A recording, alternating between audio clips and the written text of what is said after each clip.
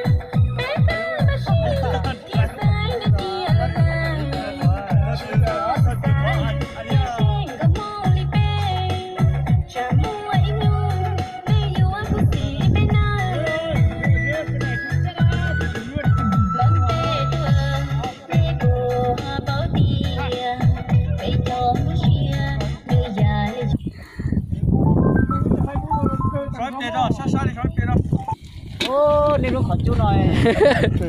gì mất sao nào cả biểu đó thiếu cái chỗ ta tao nó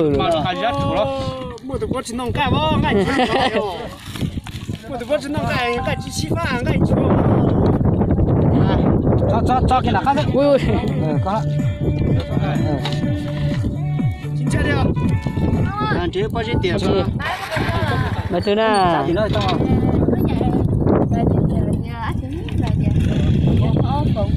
sao đây tụi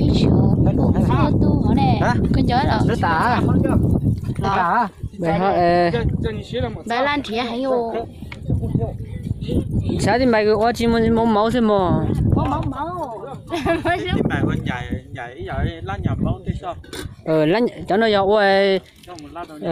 bây giờ lan nhầm máu thế là chỉ ở mình bài này lan nhầm máu này nhảy bài bị cú sinh chế tới đâu nè rồi vì cô xin chế thôi mà rồi lắm mà ôi mẹ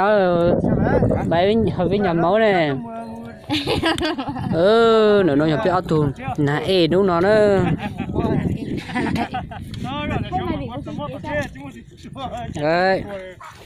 bây giờ biết tụi này câu dính thò nữa nếu mới lúc kênh YouTube thế nếu mới trong YouTube thì câu dính thò rồi nên không phát chương cả nữa của tụ mùa thì nó nữa rồi xem là tôi chỉ có giờ chết rồi dùng con này chặn có bộ hai cha tôi cho phong gì thôi nó hai mà hai lấy một chân cái coi có hai chỉ có hai chỉ cả liệt sứ như sinh chứ như vậy vì cô sinh chế thế mà giờ cứ chế là ôi cho là tổng hợp lại thế nào cho nó mà tự lo đăng lại cho nó mà ôm mà chỉ thật sự nó biết ở tụi này nó là ôm đi ra chia cho cái ôi YouTube chỉ dùng gì nữa chúng sai cho tụi nữa như sai nè chẳng được cú đi cú nè tụt thay là cũng nhuộc cờ đi thế này và cho cứ sinh chế là cũng nhuộc cờ thế này cho là một những dạng này nó cho tí lò thì cho cứ nó vô ăn cái đồ chi bên nọ xuống nó nữa là bây giờ chín cái chín chè nó nữa sai này trong sai thành số tụ đấy chỉ ở tuần chè lo lý lo nữa chỉ cắt không nó chè bê cho tí lò nữa không cái mùa nữa nè sẽ có tổ xia ổn định suốt tại cái mùa khâu nữa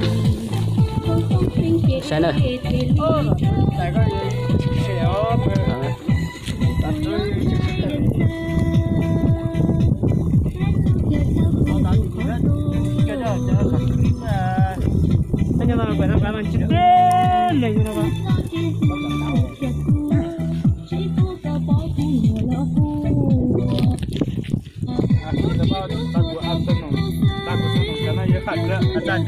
nó bị tuột thành câu lò dễ chập lại nó tuột thành câu sinh chế thế này sai thành thôi nó bị tuột thành câu sầu bị lúc trong cái lú nữa nè nó giờ bị tiệp bị lúc trong cái lú nhau bị lúc giờ cụ tu ăn đâu cho video này bây giờ này món đâu tụi không gì đâu bỏ tất chỉ món đâu tụi không gì đâu bỏ hết chứ à bị tuột thành câu sinh chế nhau sầu bị lúc trong cái lú nữa nè nó để cho tí lâu cho cứ là giống cái tôi chỉ biết nó nữa nè sẽ ta tận chính cái bây giờ thành câu thật chỉ bây giờ nó cái thế này nó xuống nữa nè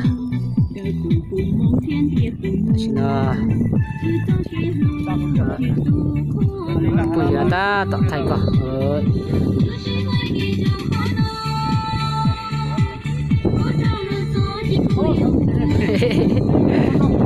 chỉ cắt kia rồi nữa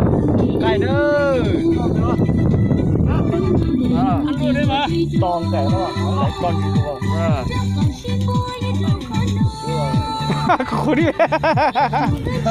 nho nhổ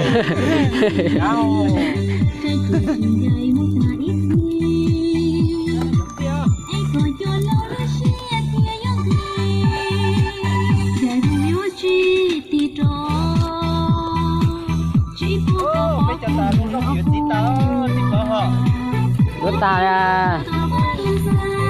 mua để nó bua rồi để bên nó biết chỉ là mua để nó mua bua rồi để bên nó biết chỉ là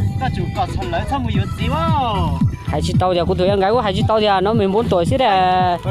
cục lót xong rồi của tụi chỉ bui vô nên chơi đây khía lợi giờ lấy lọ lấy mua cha mua sợi ạ xíu để mà họ cho à tôi chỉ tàu hai đi bây con nuôi cho nhiều chỉ tàu bui vô ta chỉ khía lợi với chỉ tàu hai đi à chỉ ta chỉ là cái luôn tôi chỉ là rồi tôi chỉ tàu tổ xong lớn nhất sông bố là mà vô nó là chỉ cả thế này thật chỉ hai trong là họ cho một bé thế nữa only mà cái chi nữa trong sai sang cho tôi nữa chỉ cắt chai nữa nó sẽ bị chờ đi nó sẽ bị chờ chín cho này hết rồi chỉ tao sai sẽ bây giờ sẽ y là giờ sẽ y thế thôi sẽ giờ nó nữa nữa bây giờ chín cái bây giờ cao thế ta chín cái nó nữa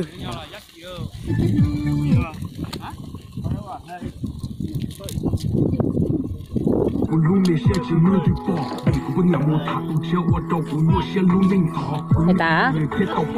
có thải nó thải đó chỉ mà cho họ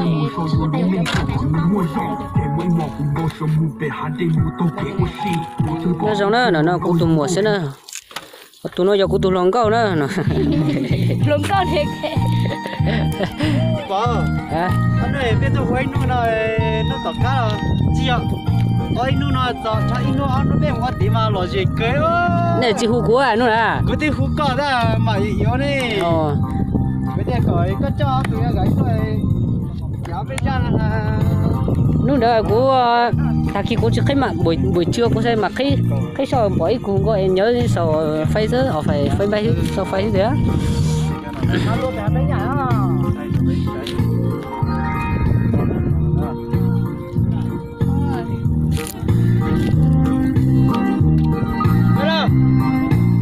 có ấy ra là vòng phụ xe hả ấy ra là vòng phụ xe hả điều đó thì lúc đó rồi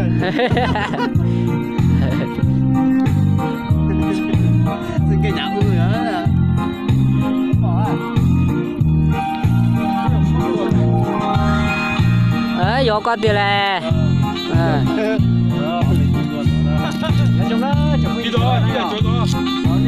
sao là thua bây giờ chín này nữa bây giờ chín này cũng chơi cờ thế đó để sao nè bây cũng chơi cờ đó chứ bây chỉ có giờ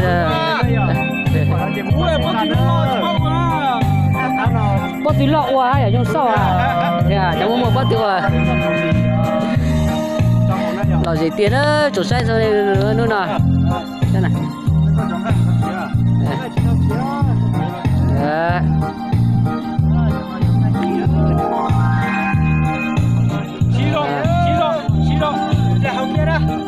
Lìa không biết câu đó giờ. Lìa không biết đó. Lìa bây giờ không biết câu với mà. Ủa cho này sai nữa.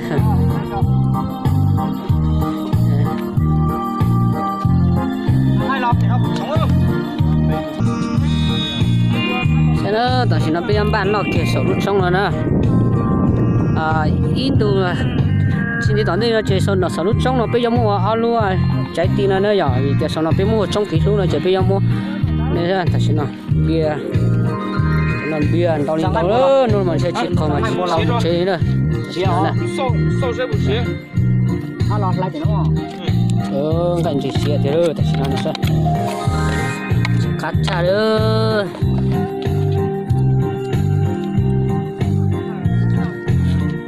nó nói lời cho tí rồi uống cái thế uống cái gì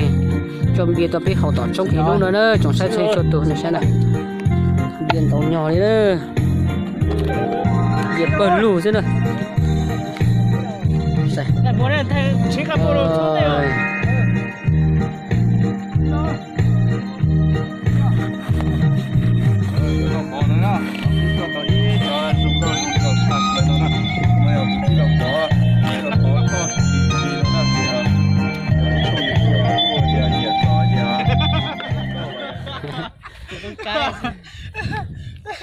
lò nữa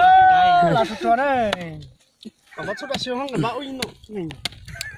nhẹ nhàng bữa ăn chỉ nó là chúng ta nó sao có để kia cho rồi bao nhiêu lọ ăn lọ anh hay không không được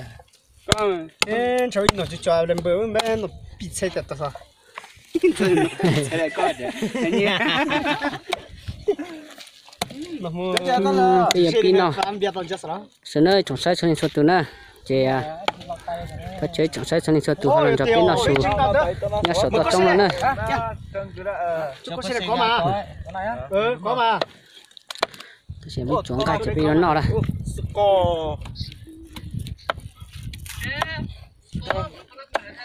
alo ôi chúng ta đặt xe sẽ buồn cháu hỏi rồi nó số điều đàn này xe đi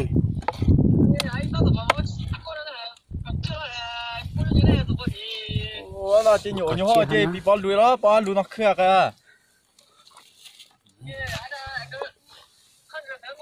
anh nhớ tính cái nào bữa bữa tính cái hay nhỉ tính cái hay có tính mấy bảo tính cái ăn lấy mini đi sợ ăn lấy mini hỏi nhỉ cái nhỉ cần ba cành chỉ đi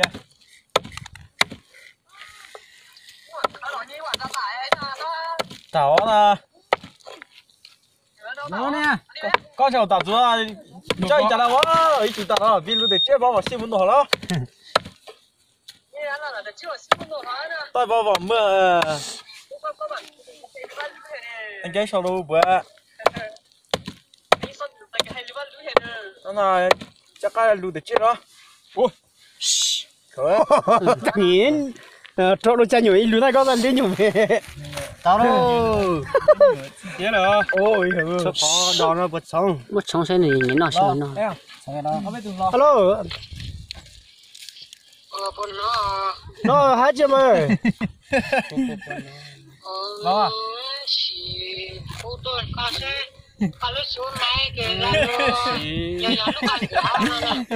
do nữa giờ có mỗi cái số coi trước kia Zalo chỉ tới mà cũng bây giờ xuống khai giờ cứ là chơi số á Số khanh chứ. Lo. Thấy là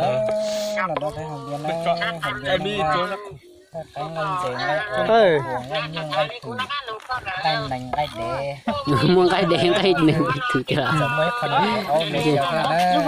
mày khó cho tiêu à? Tôi cho nó. Tôi sắp có hay. Cho nó. Ngày Ừ. chết thì lần sau đó. Này, tôi hồng bia. Mày khó xé cho mày ăn. Em mày ăn mua. Thật thế rồi. Thế có ý chỉ có xa đối với cú xe bây giờ tan thân mà. Giờ bây giờ nó bên nào xuống đó chơi tháo chơi trồng sai chơi sốt từ họ làm cho bên nào xuống. Cho liệp bây giờ. Trong cái luôn này. Nếu chỉ bón dài cái gì là nếu chỉ tập bón dài. Tan thân cho đơn sơ bây giờ. thì chỉ này chỉ mua chính chúa là hỗ trợ này bỏ khẩu đi Nó nè. Em mua hơn đâu à? Mất là nè, mất là. Lấy cái giấy này để Nó tự mua luôn là cho biết không à? Lúc này hiện này dụng như cái khuyên điều. Đây có. Chỉ có sao đối tượng cú xe có sẽ lấy vô ít là không bảo tiêu rồi. Có sao cú xe. mày dẫn nhặt ra một năm rồi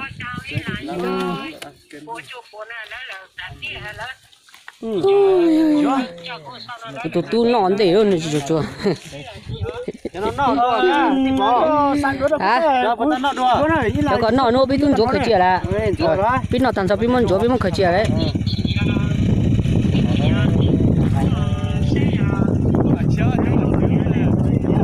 Nó nhớ tí nào mà. Nhớ sát tí nào này. Đây ra. Nhớ tí cái nhớ bên này. Nhớ bên này. ô ta xin lỗi con này nên là xe hàng này có bỏ nó có sao đó cú xe giờ nó mày là sao đó là nó cho tôi dùng cái cái chế sầu chứ có chỉ là Bên ơi, tư thế. Mua có cho đi đây mà. Nó thế. Mất chó là mà. chơi thế ở liều chơi thế chơi này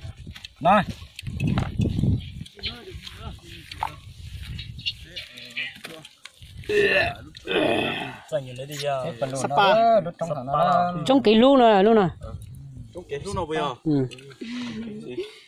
thầy con câu thì phải ốp cái chỉ nom chỉ mỏ còn là gì nó trời phải vô chơi nó nè bây giờ nó đọc cái nó xuống nè để xin nó chơi tiếp tục có mồm lần nha giờ đó Đi ở đây. đọc kia đó cái con cái mẹ cho chị nó nha là tôi sẽ chỉ là gì xí cái đời nó xuống nè cá chín nó nữa Vì tôi tay nó mà. Hào à. không biết Tôi biết nó gì à? Tôi sắp biết nó. Như vậy sao biết là như vậy? Không hả? nó tôi phải nó chú à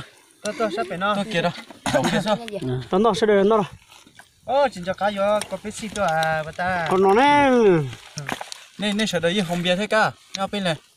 từ bỏ ốp từ bỏ hậu Để nó bỏ hào lấy mà hào to ta sẽ để nó hào. hao kia thôi cái hậu nên mình không cái nó bên tôi chỉ chỉ hao chỉ tạm bảo đi theo À, Cây nào mà. máy em lúc máy thay mà mỗi tuổi phải nó thay máy kia máy này nó